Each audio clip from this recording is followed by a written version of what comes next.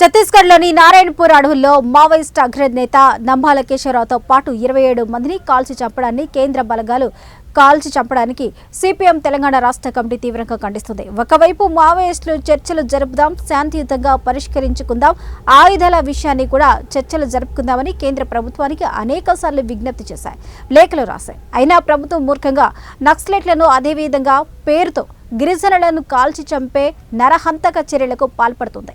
ఛత్తీస్గఢ్ అడవుల్లో కార్పొరేట్ సంస్థలకు అక్కడ ఉండే ఖనిజ సంపదనంతా దారాదత్తం చేయడానికి ఆటంకంగా ఉంది కాబట్టి ఇలాంటి చర్యలకు పాల్పడుతుంది. ఇప్పటికైనా కేంద్ర ప్రభుత్వం మావోయిస్టుల చర్చల ప్రతిపాదనపై సానుకూలంగా స్పందించి శాంతియుత వాతావరణానికి కృషి చేయాలని, అదేవిధంగా అమాయక ప్రజలపై సాగిస్తున్న నరమేధానికి స్వస్తి పలకాలని సిపిఎం తెలంగాణ రాష్ట్ర కమిటీ డిమాండ్ చేస్తుంది. వివిధ మార్గాల పోరాటం ఉన్నా వాళ్ళు సాయుధ పోరాట మార్గాన్ని ఎన్నుకున్నారు.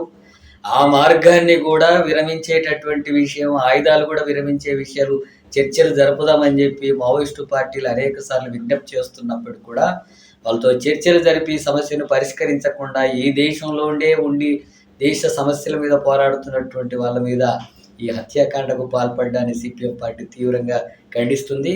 ఇప్పటికైనా ఈ నరమేధాన్ని ఆపాలని చెప్పి కేంద్ర ప్రభుత్వాన్ని డిమాండ్ చేస్తున్నాం.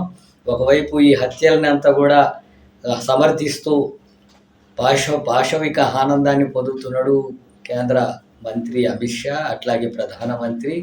ఇది సరైనటువంటి విధానం కాదు. ఈ హత్యాకాండాలను ఆపాలా, ఇప్పటికైనా చర్చలు జరపాలా, శాంతియుతంగా ఈ సమస్యలు పరిష్కరించేందుకు కృషి చేయాలని చెప్పి సిపిఎం పార్టీగా కేంద్ర ప్రభుత్వాన్ని